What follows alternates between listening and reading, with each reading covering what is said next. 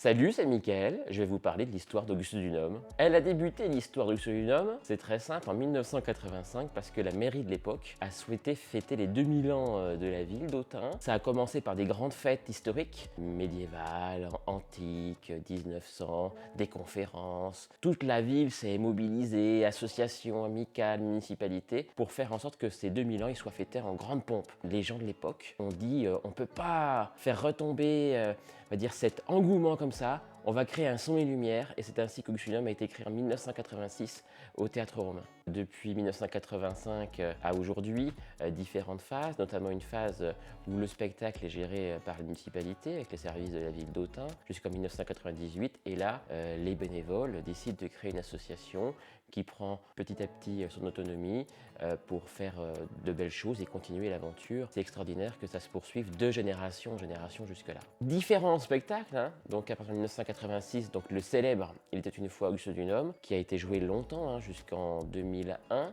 Ensuite le Voyage de Murcie, ensuite La quête de la paix, Jules César, Entre ombre et lumière, Les portes du temps, et d'autres actions qui ont été menées, notamment des spectacles avec Saint-Léger à la cathédrale Saint-Lazare.